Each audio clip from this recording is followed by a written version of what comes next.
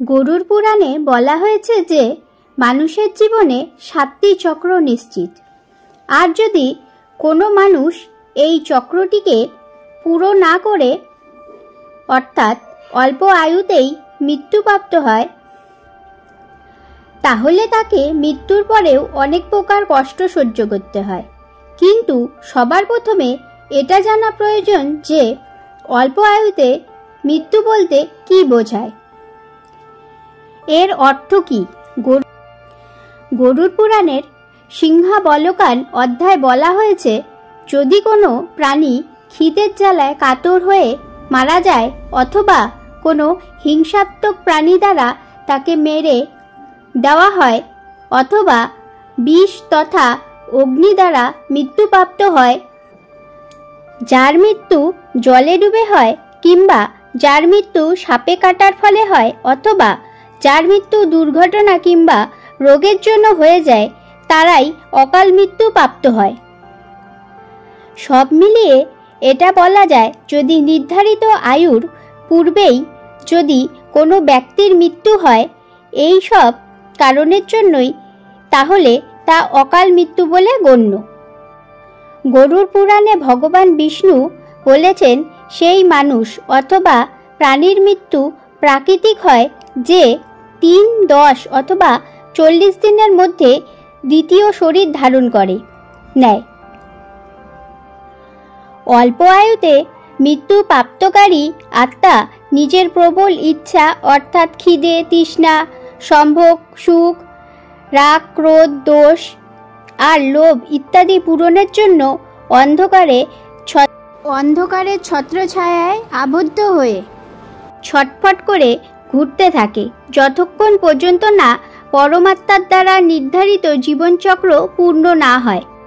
এখন এখানেই প্রশ্ন উঠে যে কোনো প্রাণীর অল্প আয়ুতে মৃত্যু কেন হয়।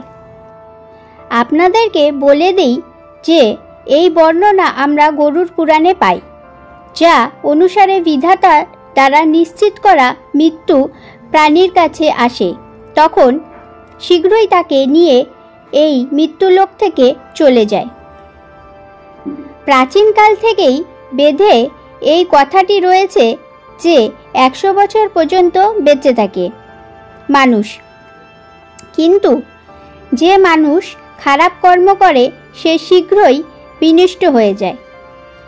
যার বেদের জ্ঞান না থাকার কারণে বংশ পরম্পরায় সদাচার পালন করে না, যে অলস হওয়ার দরুন কর্ম পরিত্যাগ করে, যে পরস্ত্রীর প্রতি অনুরক্ত থাকে, এই ধরনের অন্যান্য মহাদোষের কারণে মানুষের আয়ু ধীরে ধীরে ক্ষীণ হয়ে পড়ে। যে নিজের কর্ম পরিত্যাগ তথা যে কটি মুখ্য আচরণ রয়েছে তা পরিত্যাগ করে দেয় আর অন্যের কর্মতে সংলগ্ন থাকে, সে নিশ্চিত অল্প আয়ুতে মৃত্যুপ্রাপ্ত হয়। আর যে ধর্মবিরুদ্ধ আচরণ করে সেও নিশ্চিত সময় পূর্বে যমলোকে চলে যায়। বন্ধুরা, এটা তো অল্প আয়ুতে হওয়া মৃত্যু আর তার ফলে হওয়া কষ্টগুলির কথা। এইবার জেনে নেওয়া যাক, অল্প আয়ুতে মৃত্যু হওয়ার পর কোন আত্মা কোন যোনিতে ঘুরতে থাকে। গরুর পুরাণে বলা হয়েছে যে পুরুষ অল্প আয়ুতে মৃত্যুপ্রাপ্ত হয় সে ভূত, প্রেত, পিশাচ, কুষ্মান্ডা অথবা বেতাল যোনিতে ঘুরতে থাকে। যখনই কোনো স্ত্রী অল্প আয়ুতে মৃত্যু হয় সেও একই প্রকারভাবে যোনিতে ঘুরতে থাকে, কিন্তু তাকে আলাদা আলাদা নামে জানা। যেমন কোনো নবজ্যোতির স্ত্রী অথবা পশুতা অল্প আয়ুতে মৃত্যুপ্রাপ্ত হয় তাহলে সে রাক্ষসী হয়ে যায়। আবার যদি কোনো কৌমারী কন্যা মৃত্যু অল্প আয়ুতে হয়ে যায় তবে তাকে দেবী যোনিতে ঘুরতে হয়। এই প্রকারে মৃত্যুর পর মৃত আত্মার শাস্তি কিভাবে প্রাপ্ত হবে সেই বিষয়ে গরুর পুরাণে কিছু উপায় বলা হয়েছে, যা এই প্রকারে অল্প আয়ুতে হওয়া মৃত্যুর পরে মৃত আত্মার শান্তি হেতু তার পরিবার পরিজনের সদস্যদের নদী অথবা কোনো শুদ্ধ জলে তর্পণ করা উচিত। এর সাথে মৃত আত্মার ইচ্ছা পূরণের জন্য পিণ্ডদান, শ্রাদ্ধ শান্তির কাজ অথবা